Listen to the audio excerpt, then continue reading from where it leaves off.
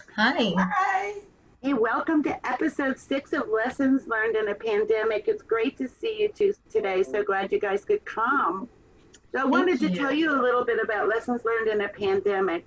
Julie and I started talking a couple of months ago about, you know, what real estate agents were experiencing and what was going on in the industry. And we decided that we'd start these interviews every week to find out from agents what's really happening. So, um, as everybody's looking forward in real estate and how we're going to progress, we thought that we'd use these interviews to take time to take a look back at at at what life has been like since it started. And we believe really that this could be a little bit of a piece of history, real estate in Southwest Florida during a pandemic. So that's our story, and I'd like to introduce our guest today. Go ahead, Tanya. Hi, so I'm Tania Agathos with Miloff Aubuchon Realty Group, and I'm a broker associate. I've been with them for 4 years. I am certified with the VA. I'm also a seller's representative specialist. Welcome, welcome, Thank Denise. you. Hi, good morning. My name is Denise Chambre. I'm a broker associate with Keller Williams Realty, and I'm also a trainer for the company, and I teach other agents how to work with investors and how to purchase investment properties on their own. Awesome, awesome. Julie, introduce yourself. Julie Scott here, Cathy's partner in crime, as I'd like to say, and so glad to be here. I am a loan officer with Movement Mortgage in Fort Myers and have been a loan officer for a little over 20 years and born and raised in beautiful Southwest Florida. Great. And I'm Cathy Mann-Seiple. I've been in Fort Myers since 1967. My previous career was a realtor, and I've been in title for about 25 years. So we all have something in common. We love real estate in Southwest Florida. So, I was remembering back to episode 1 of Lessons Learned During the Pandemic, and our first guest was Denny Grimes and Candace Decker. But one of the things Denny said to me as he was encouraging me for these interviews is, hey, Cathy, let's face it, none of us are experts in real estate amidst a pandemic. This is pretty unprecedented stuff. So, that encouraged me. I think one of the things I like about these interviews is really that our guests have been able to be very authentic in their willingness to share their thoughts and their feelings about what they were truly going through and what they were experiencing. So thank you so much. We're going to get on to our questions. So question number 1 is, Denise, as you think back to the beginning of this pandemic, what thoughts were you truly having about your family and your real estate business back in like February, beginning to March? We'd love to hear about that. I was really worried, Cathy, for my family, my friends, my clients. Like you said, it was something we had never experienced before. Um, I was also just really concerned about my business. I typically carry 15 to 25 listings at any one time. I can easily have 20 showings a week. And for those first couple of weeks, it just totally stopped. I had nothing, I had no showings. And I thought, Mm-hmm. oh my gosh, really what's going to happen and where is this all going to lead to? So it was those first couple of weeks were really very difficult. Pretty anxiety ridden. Yeah, I remember I was acting like we were preparing for a hurricane. Go to the ATM every day and get cash and go get gas and go to the grocery store, just like we were having a hurricane. But after day, I thought maybe that wasn't the solution to a pandemic. So, Tanya, when you're thinking back, where was your mind at that very time? I'm not sure. I go back in my head and I think confusion. And what's going to happen with family and all of the same things that Denise said and Julie, and what we've talked about in the past. I mean, I think that in the big scheme of things, we just had to continue to be positive because our families were first, and then our friends and business was, oh my gosh, now what? Where do we fall? Where do we stand? So it was just the uncertainty of all of it. Yeah, and when the stock market crashed, February 20th, I think it was. I think that was a whole other thing. I mean, I really didn't know where we were going. I don't think anybody knew. So we all just kept saying, we're going to bond, we're going to stay together, we're going to, we're all in it together. And I kept thinking, well, wait a minute. How could that be? Where is this going? Is this a copycat of 2010? Or, am I preparing for a hurricane, like you said, Cathy? Yeah, so we just didn't know. And that's what I go back to, is just relating that time to where we are now. And we're in totally different worlds from February 20th or February 1st to now. What a blessing, huh? Julie, remember our conversation back there in the very beginning? Oh, yeah. Well, I think, as Tania and Denise both said, it's just the fear of the unknown. It creates a lot of anxiety. And the last time we had something remotely similar to this really was the crash in 2008. And that, as I said before, was a real estate crash. Or that was a real estate, pandemic, basically. And now we've come to realize that it's not real estate, it's really just medical. But yeah, Cathy and I had a conversation, and it was in March, and we were both like, well, it got quite a few closings, it's pretty busy, but I guarantee you June, July, August, it's going to be dead, there's going to be no business. And we've been very blessed and fortunate to see that's not the case. And people are still buying real estate, and fortunately the stock market is rebounding for now. So I mean, I'm just astounded. I mean, what is the most important thing in our lives today? What is, our family and our home?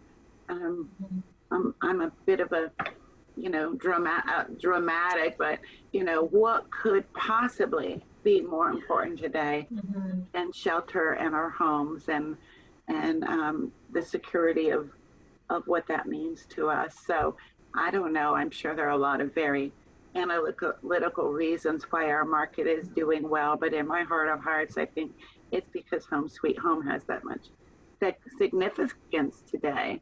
So, thanks for your honesty, you guys. I appreciate it. So now we're going to get a little bit personal and talk to you about when the stay-at-home order was issued in Lee County.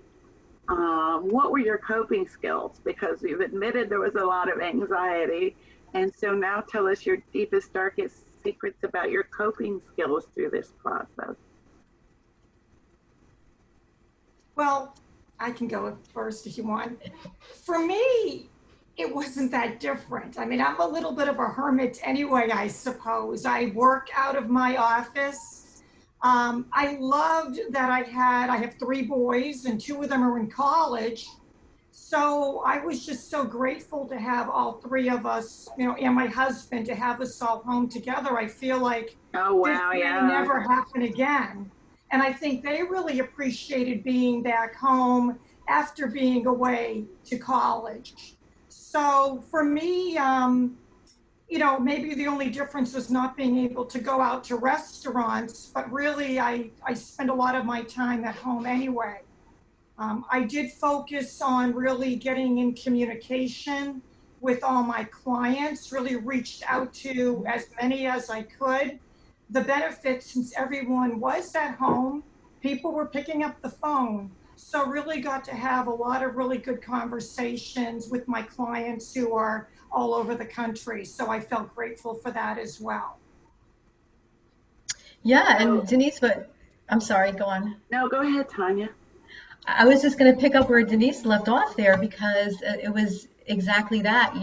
I think we tried to make ourselves feel better by reaching out to people. And I reached out to a lot of people that picked up their phone for me, and they didn't normally do that, right? It was texting. Or email, video chat. So it was really, really enlightening that people were wanting to talk with somebody. I mean, really, we're faced and forced to do that face-to-face thing now, and we have all the tools. For me, coping for me, oh my gosh, so that was a big part of it, just reaching out. But the other part is a mental release for me, which is a physical release. So exercising. Like I got to know don't laugh, but I got to know my hula hoop again. Oh, wow. So I know it sounds crazy, but it's a really great exercise, hula hooping. I bought a bike rack for my car, so I didn't have to count on anybody. I didn't have to bother anybody. I didn't, have to breathe on anybody. And I just really got back to nature a little bit.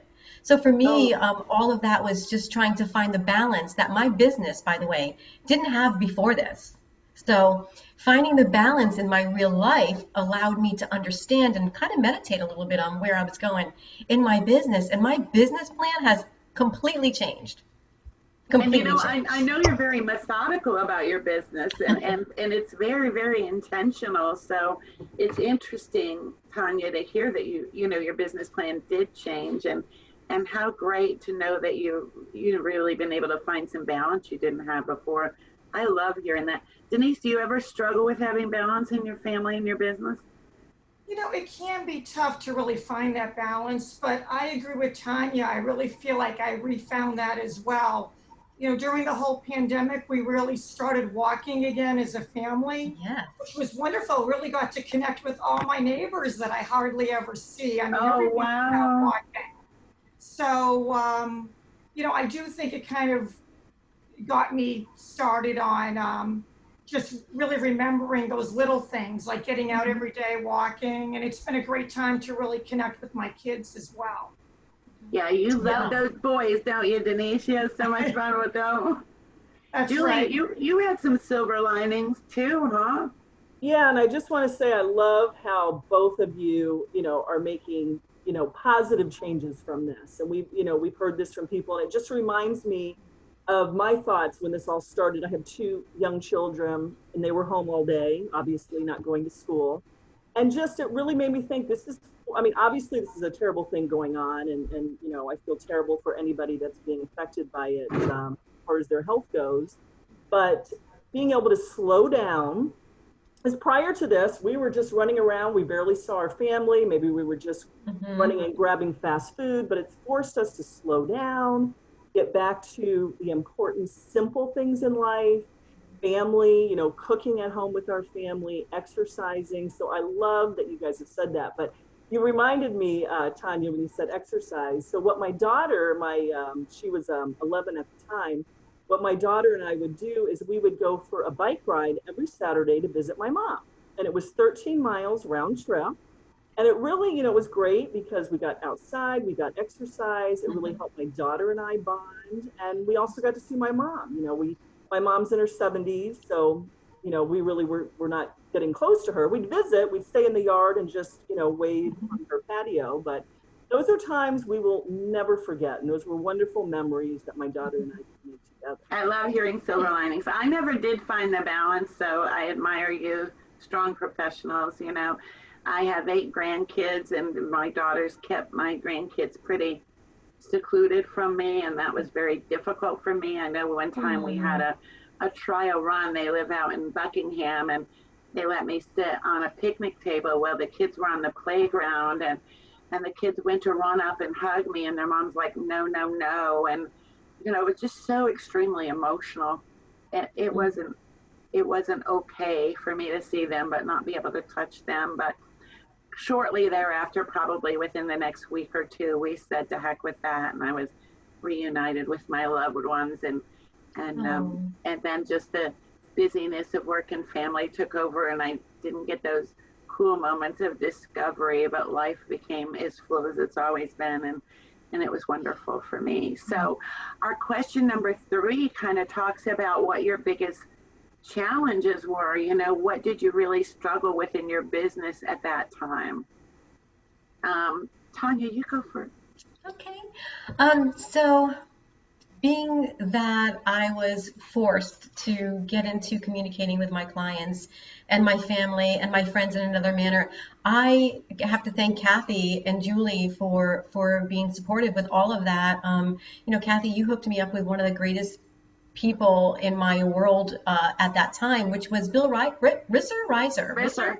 Yeah. He is amazing, and I watched so many of his videos, so many of his webinars, and really got to build on my strength in built on my strength from all my weaknesses, because there were so many in that aspect. I mean, let's face it, and you've seen my videos and that I've done, and we've been working up to this time, I think, in life and in business, because we're already communicating in Facebook. We're going live in Facebook. We have, Messenger. We have, Google meetings. We have all of these things, but we're not experts at any of these things. I mean, because we do real estate, right?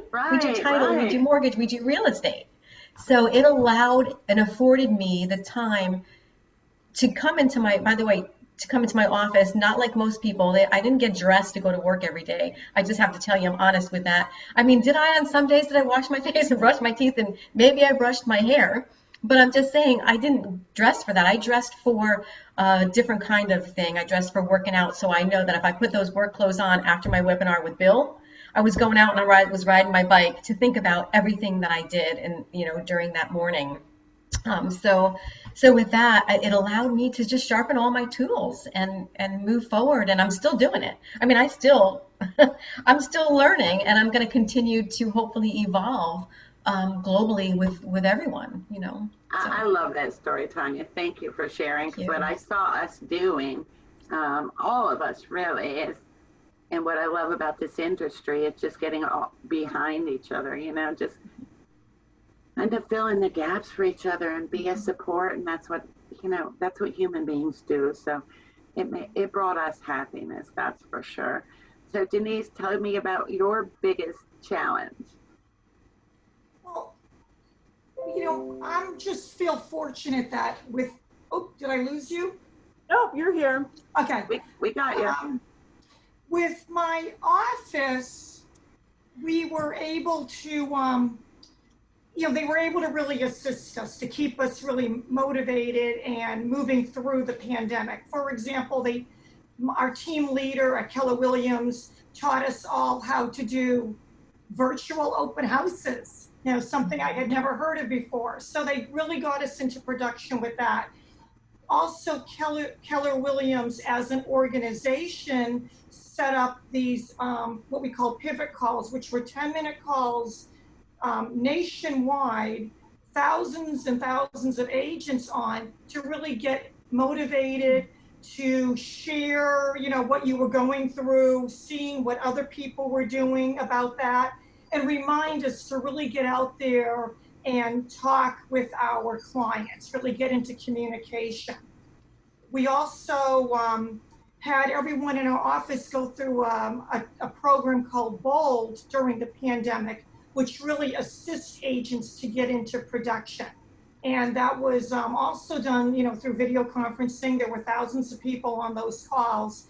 And as a result, the agents were really able to get into better production during all of this. So I'm just thankful that Keller Williams was behind me and really assisted me and all the agents in keeping us motivated, letting us know we're all in this together. Here's what other people are doing, and maybe you can take some of that and apply it in your own day. And the final thing we did during the middle of the pandemic, we have something called Red Day, where we give back to the community one day in May every year. And we did our Red Day, and it was partly going like to a food bank and helping out there, or if you didn't want to go out, you could contribute in other ways. So I just feel thankful that I had all that support and the tools and the technology behind me. That's awesome. So it sounds like a lot of us took the anxiety we were feeling there in the beginning and used that energy to support each other and hone our skills and learn new things really at a very accelerated level. So good to hear. Hey, Julie, what do you want to know from our real estate experts in Southwest Florida today? Well, thank you, Cathy. So our final question of the day, and no surprise because we ask the same question every week, but we find it very interesting to hear your answers. So it's two parts. So what would you say is your biggest lesson learned during the pandemic? And then what advice would you give others, whether other realtors, buyers, or sellers? So why don't we start with Denise this time? I think the two lessons, really, one was really about the value of building those connections with your clients, really to get to know them and understand their motivation, what they're going through, what impacts have they had through this pandemic. And the second one we've talked about as well, really kind of going back to the basics, being with your family and friends, cooking those home dinners, getting out and exercising. So I think those were really the two lessons that I'm going to take forward with me as I continue on. Mm-hmm. Mm-hmm. What do you see the future being, Denise? Oh my gosh, I think I'm having my best year ever in terms of real estate. I think a lot of people that maybe were on the fence about retiring to this area, that always kind of had that dream, I think the pandemic said, you know what, it's time. Life's short.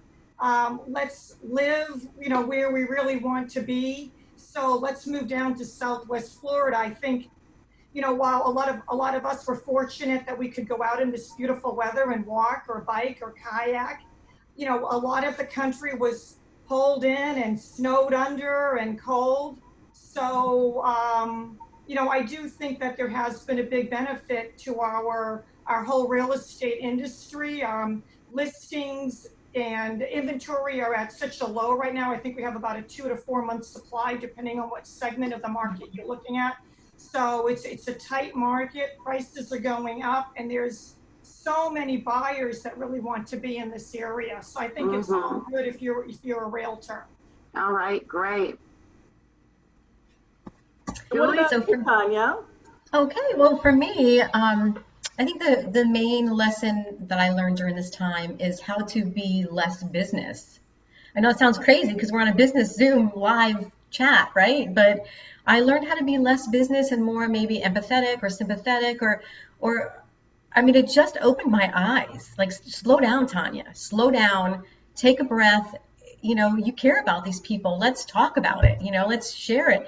And that really helped me in so many other facets of my life, basically. So that was my biggest lesson. My advice, I would say this to anyone: listen, you come around once. This is it. You get one time. Like, do the things that you want to do, make it good, make it work, and don't sweat the little things. I mean, I say those things out loud, and I know, like, I have to tell myself that too, because I want everything tomorrow, today. I want it now. But so my advice would be just to slow down and appreciate those who you evolve around and who you are into this life with. So if you're in a relationship, whether it's a business relationship or it's a personal relationship, and it's not working for you, well, just move on. It's okay to do that, right? And if you're in that relationship and it's a great one, and whether it's business or personal, well, just soak it up, take Cherish it in, Cherish just it, cherish yeah. every moment that you have, because you never know when you're going to get another one. Appreciate the things you have. So that's probably the advice that I have. And also, if you are concerned about how to make that next investment, well, while we're not all really expert at one thing, the people you work with know, and they just ask them. Call Julie, call Cathy, call Denise, call me. We can help you. And what we don't know, listen, we'll figure it out. That's all. I mean, it's just, that's what I take from this whole thing. Let's just, make it work. That's astounding. I really loved your response, especially the beginning. I'm trying to remember exactly what it was. I think you said just be, what was it, Tanya? Like, just more. I mean, you just have to be being yourself with people, right?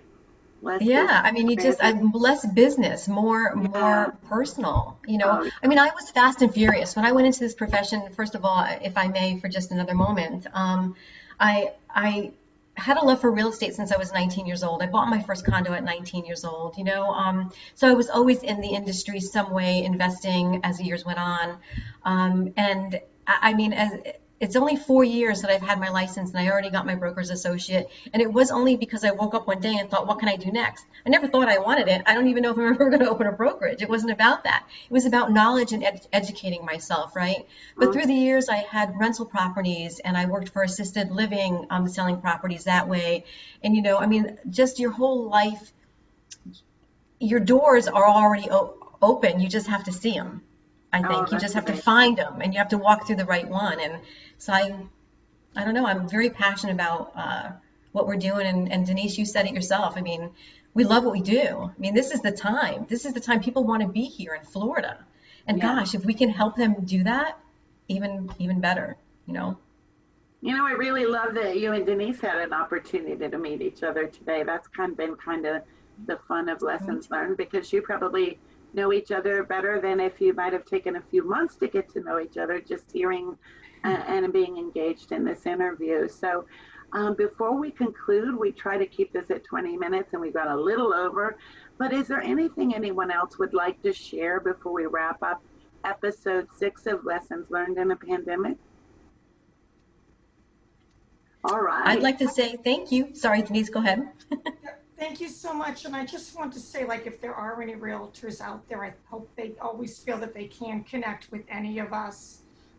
You know, there's so much business in Lee and Collier County that, you know, we're all really collaborators, not competitors. And, you know, I do hope that people always feel that they can pick up the phone and call any of us if they have any questions about any of the deals that they're working on. That's right. That's right. And Denise, you've always been a wonderful mentor and had a willingness to share your knowledge and experiences. And I think that's what everybody loves about you here in Lee County. So, and we had to wait in line to get you on this interview, by the way. You're a very busy girl. So, Julie, tell me, where are you? Because that doesn't look like you're home here in Lee County. No, I am up in North Carolina in the mountains. So hence the cabin and the bear theme and all of that. So And what are you going to be doing? What are you going to be doing when you jump off this Zoom call? And don't tell me working. Well, working for a little bit longer than this afternoon. We're going rafting down the river. So Oh, enjoying a wow. little Nice. family time. I hope you do a video. Yes. Thank Well, you. let's wrap it up, guys. I'm so Okay. thankful that you could join us today. I hope you enjoy your week and be well. Okay, guys? Thank Thank you. Thank Bye. you.